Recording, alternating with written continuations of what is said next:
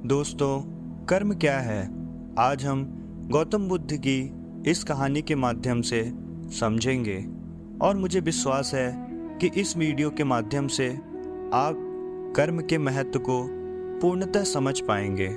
एक बार गौतम बुद्ध से उनके एक शिष्य ने पूछा, गुरुजी, कृपया हमें बताएं कि कर्म क्या है। गौतम बुद्ध ने अपने शिष्य से कहा कि कर्म को समझने के लिए मैं तुम्हें एक कहानी सुनाता हूँ। इस कहानी से तुम समझ जाओगे कि कर्म क्या है। बुलंद शहर का राजा घोड़े पर बैठकर अपने राज्य का भ्रमण कर रहा था। चारों तरफ भ्रमण करने के बाद वह एक दुकान के सामने आकर रुक गया। रुकने के बाद राजा ने अपने मंत्री से कहा कि मंत्री जी, मालूम नहीं क्यों लेकिन लगता है कि इस दुकानदार के लिए कल ही फांसी की सजा सुना दूं, इसे मृत्यु दंड दे दूं। मंत्री राजा से इसका कारण पूछ पाते, इससे पहले राजा आगे बढ़ गए। मंत्री ने इस बात का कारण पता करने के लिए अगली सुबह भेष बदली और आम जनता का रूप लेकर दुकान के पास जा पहुंचा। दुकानदार चंदन की लकड़ी बेचने का काम किया करता था। मंत्री ने दुकानदार से पूछा कि उसका काम कैसा चल रहा है। तब दुकानदार ने बताया कि उसका बहुत बुरा हाल है। लोग उसके दुकान पर आते हैं, चंदन को सूंघ कर उसकी प्रशंसा करते हैं, लेकिन खरीदता कोई नहीं। मैं सिर्फ इसी इंतजार में बैठा हूँ कब हमारे राज्य के राजा की मृत्यु हो और उनके अंत्येष्टि में मुझसे बहुत सारे चंदन की लकड़ी खरीदी जाएगी और शायद वहां से मेरे व्यापार में बढ़ोतरी होनी शुरू हो जाए। मंत्री को सारी बात समझ में आ गई कि यही वह नकारात्मक विचार है जिसने राजा के मन को भी नकारात्मक किया। वह मंत्री बहुत बुद्धिमान था। उसने बोला कि मैं आपसे थोड़ी चंदन की लकड़ियां खरीदना चाहता हूँ। यह सुनकर दुकानदार भी खुश हुआ और उसने सोचा कि चलो कुछ तो बिका। उसने चंदन की लकड़ी को कागज से लपेटा और अच्छी तरह लपेट करके वह लकड़ी मंत्री को दे दी। मंत्री अगली सुबह चंदन की लकड़ी लेकर राजा के दरबार में पहुंचे और राजा से कहा कि महाराज, वह जो दुकानदार है उसने आपके लिए तोहफे के रूप में चंदन की लकड़ी भेजी है।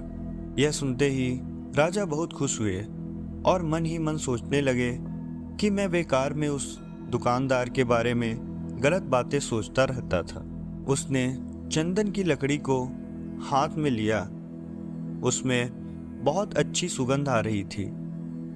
राजा इससे बहुत ही खुश हुए और उसने दुकानदार के लिए मंत्री के हाथों सोने के सिक्के भिजवाए। उसी आम जनता का रूप लेकर मंत्री अगले दिन सोने के सिक्के के साथ दुकानदार के पास पहुंचा। दुकानदार बहुत खुश हुआ और उसने सोचा कि मैं राजा के लिए कितनी गलत बातें सोचता करता था।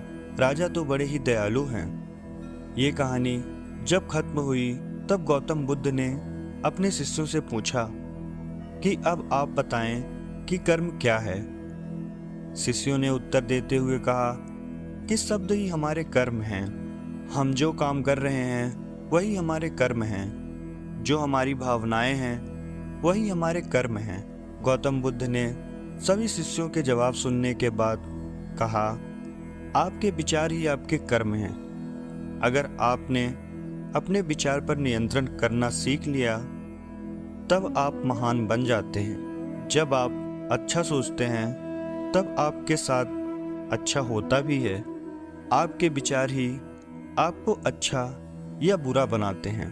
भगवान गौतम बुद्ध ने यह भी कहा है कि प्राणी स्वयं अपने कर्मों के स्वामी हैं। वे अपने कर्मों की ही विरासत पाते हैं, अपने कर्मों से ही उत्पन्न होते हैं और अपने कर्मों के बंधन में बंधते हैं। उनके कर्म ही उनकी शरणदाता हैं। कर्म जैसे शुभ अशुभ होंगे, परिणाम भी वैसे ही शुभ अशुभ होंगे और उनके अनुसार ही भोग भोगेंगे। जो कुछ हमें भोगना पड़ता है वह हमारे ही किए का फल है। किया हुआ चाहे नया हो या पुराना, उसका फल जरूर मिलता है। निष्कर्ष यही है कि कर्म करना हमारे बस की बात है। भाग्य हमारे अधीन है। हम जैसा चाहें वैसा भविष्य बना सकते हैं। कर्म का विवेचन करने पर ज्ञात होता है कि उसके उद्गम के भी 3 स्थान हैं: मन, वचन और कर्म। मनसा वाचा कर्मणा। मानसिक, वाचिक और कायिक। कायिक वह है जो कर्म कायिक है। सामान्यतः उसे ही प्रधानता दी जाती है क्योंकि वही दिख पड़ता है, जैसे किसी को मारना या शारीरिक यातना पहुंचाना आदि। वाचिक, किसी को गाली देना, अपशब्द कहना या बुराई करना, इसे भी थोड़ी गंभीरता से लिया जाता है। मानसिक, किसी के प्रति मन में बुरी भावना लाना आदि। इसे सामान्यतः बहुत ही मामूली बात समझा जाता है, परंतु वास्तव में यह मूल्यांकन गलत है। वस्तुतः क्रम इसके विपरीत है। मानसिक कर्म विचार सबसे महत्वपूर्ण है क्योंकि शेष दोनों प्रकार के कर्म, वाचिक और कायिक, का मूल उद्भव तो मन से ही होता है। जो कुछ भी बोला या किया जाता है उसका विचार पहले मन में ही उठता है। इसलिए किसी भी कर्म का मूल्यांकन करने से पहले उस समय मन की भावना को देखना होगा।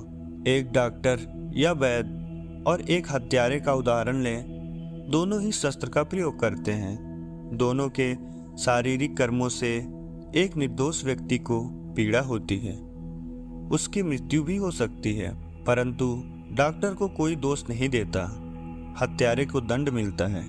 क्यों? छुरी का प्रयोग करते समय डॉक्टर और हत्यारे की मनोभावना में अंतर था।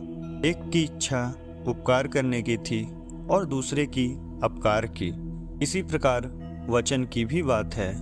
एक व्यक्ति दूसरे को मूर्ख या बेवकूफ कह देता है तो झगड़ा हो जाता है, परंतु एक पिता अपने पुत्र को मूर्ख या बेवकूफ कहता है, कोई बुरा नहीं मानता।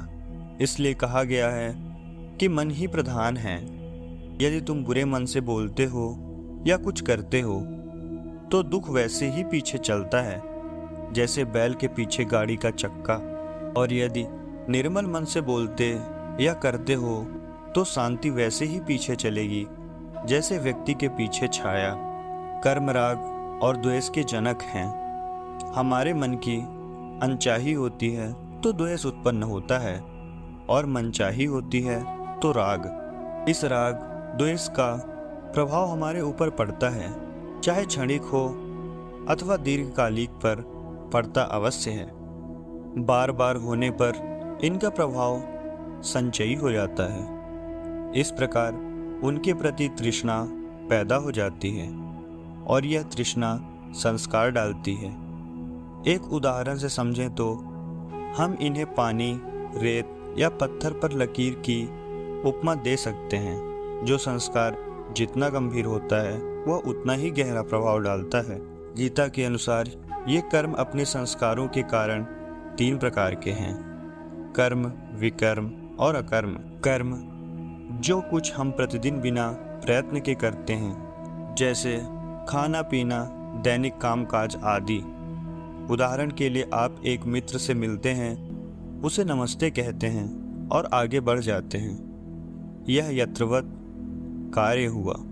विकर्म, अब दूसरी स्थिति यह है कि उसी व्यक्ति को नमस्ते कहते हैं, समय आपके मन में उसके प्रति मंगल भावना, श्रद्धा और प्रेम भी है, तो यह कर्म अब विकर्म हो गया। कर्म केवल दिखावा मात्र था और यहाँ विकर्म के साथ मन भी जुड़ा हुआ है। एक अन्य उदाहरण लें, एक डॉक्टर, वैद्य या नर्स का। यदि वे रोगी को साधारण रूप से देखकर मात्र दवाएं दें और मूल्य लें और रोगी स्वस्थ भी हो जाए तो यह एक कर्तव्य कर्म है, परंतु यदि रोगी को निदान, दवा आदि देते हुए उनके प्रति मन में आत्मीयता का भाव, सेवा की वृत्ति, दया और प्रेम के भाव हों तो यह विकर्म हो जाता है और इससे रोगी और वैद्य दोनों पर कुछ विलक्षण प्रभाव पड़ता है। तो दोस्तों, हमने कर्म के विभिन्न चरणों को कुछ कहानियों और विभिन्न उदाहरणों के माध्यम से समझा।